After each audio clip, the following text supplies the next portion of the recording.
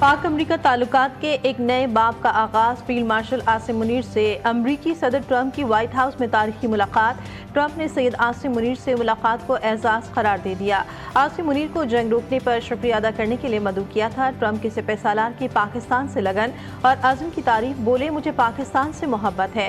पाकिस्तान एटमी ताकत है। 2 एटमी कुव्वतों में जंगबंदी कराई। फील्ड मार्शल से ईरान के मामले पर भी बात की। पाकिस्तान ईरान को हमसे बेहतर जानता है। नहीं चाहते जौहरी हथियार ईरान के हाथ में आए। तेहरान के खिलाफ फतह इसके एटमी प्रोग्राम के रोल बैक होगी।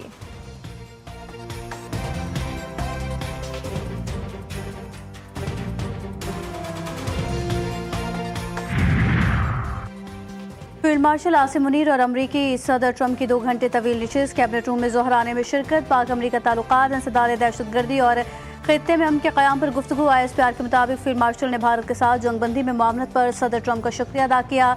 अमरीकी सदर ने क़याम अमन और दहशतगर्दी के खिलाफ कोशिशों पर खराज तहसीन पेश किया। मुलाकात में ईरान इसराइल तनाज़ा, तिजारती ताउन, मसनूई ज़हानत, तवानाई, क्रिप्टो करेंसी और माइनिंग सेक्टर पर ताउन बढ़ाने पर इत्तफाक। सदर ट्रंप को पाकिस्तान के दौरे की बाज़ाबता दावत भी दी गई। फील्ड मार्शल आसिम मुनीर ने दोहराने के बाद ओवल ऑफिस का दौरा भी किया।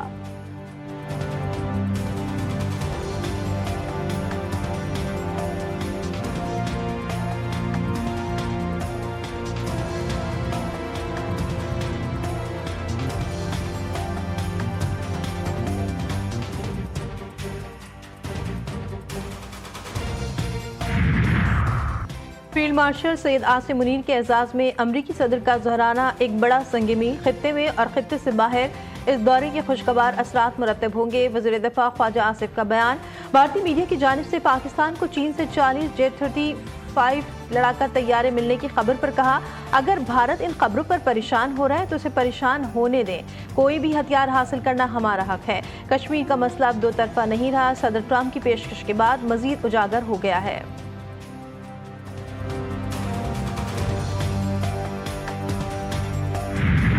ऑपरेशन वादा सादिक का 7वां रोज। ईरान के इजराइल पर हमलों की 12वीं लहर। भारी भरकम जदीद मिसाइल सिजील का इस्तेमाल। तल अबीब समेत कई इजरायली शहर मलबे का ढेर बन गए। ईरानी मिसाइल ने इजरायली फौज के अहम C-41 इंटेलिजेंस और कमांड सेंटर को भी निशाना बनाया, जो बियर अल सबा के ग्यूबम टेक्नोलॉजी पार्क में वाक़ है। रामातगन में इजरायली स्टॉक एक्सचेंज की इमारत पर भी हमला। जबकि मगन डेविड अदवाम के मुताबिक 7 मकामात पर इमदादी कार्रवाइयाँ जारी। जवाबन इजरायली अफवाज ने ईरान के rock heavy water nuclear reactor पर हमला किया, जिससे खित्ते में कशीदगी बढ़ गई। इसराइल के ईरान पर वहशियाना हमले। तेहरान में रेड क्रिसेंट के मरकज के करीब फ़िज़ाई हमला। शदीद धमाके की आवाज़ें। इस्फहान में कार पर हमले में हामला खातून शोहर समेत शहीद। हमलों में शहादतें 272 तक जा पहुंची। ईरानी दिफाई निज़ाम इसराइली हमले नाकाम बनाने के लिए फ़ाल। ईरान ने इसराइल के 22 ड्रोन्स को मार गिराया। सुबह होने वाले हमले में इसराइल ने तेहरान से मगरबी इलाकों को मिलाने वाली शाहरा को निशाना बनाया गया। इसराइली हमलों में शहीद होने वालों की नमाज जनाजा अदा। 8 अफराद को सुपुर्द खाक कर दिया गया।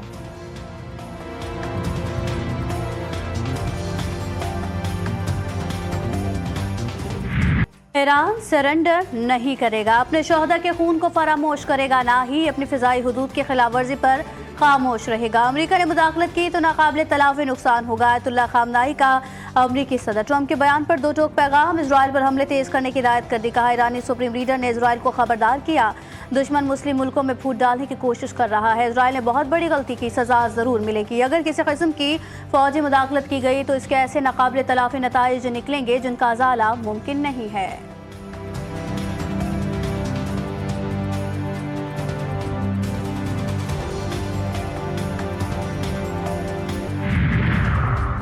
ईरान की आला क़यादत को निशाना बनाया गया तो ईरान इसराइल जंग तमाम मशरिक़ वस्ता में फैल जाएगी। इराक़ के अहम मजहबी रहनुमा आयतुल्लाह सैयद अली हुसैनी सिस्तानी ने अमरीका और इसराइल को खबरदार कर दिया। कहा, ईरान की आला क़यादत के खिलाफ इस तरह का कोई भी इक़दाम जंग में मज़ीद शिद्दत ले आएगा। ईरान के खिलाफ इक़दाम ख़ित्ते में किसी के हक़ में बेहतर नहीं।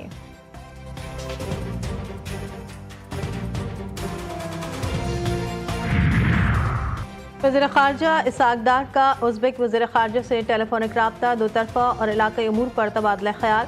तर्जुमान दफ्तर ख़ारजा के मुताबिक OIC वज़ीर ख़ारजा काउंसिल इजलास के एजेंडे पर बातचीत हुई। OIC इजलास 21 और 22 जुलाई को इस्तांबुल में होगा। बिलावल भुट्टो ने मुश्किल वक्त में पाकिस्तान की दुनिया में नुमाइंदगी की। दोबारा मुश्किल वक्त आया तो पाकिस्तान की हर औरत, बच्चा और जवान पाकिस्तान के लिए लड़ेगा।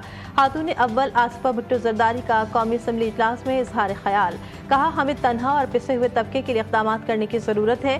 पीपल्स पार्टी अवाम की खिदमत की सियासत पर यकीन रखती है।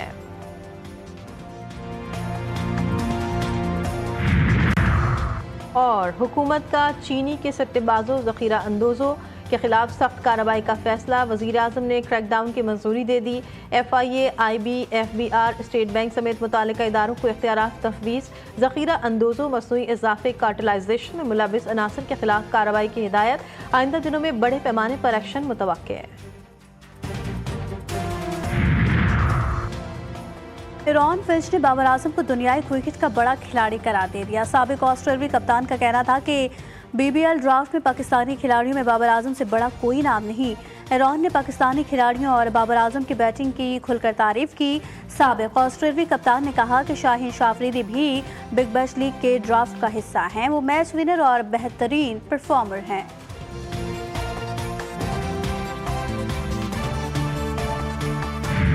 और सूफी बुजुर्ग सैयद अब्दुल्ला शाह गाजी रहमतुल्लाह अलैह के 3 रोज़ा उर्स की तकरीबात का आखिरी रोज़। वज़ीर आला सिंध मुराद अली शाह की आज आमद मुतवक्के। मुल्क भर से ज़ायरीन की आमद का सिलसिला जारी। महफिल नात व समा का एहतमाम।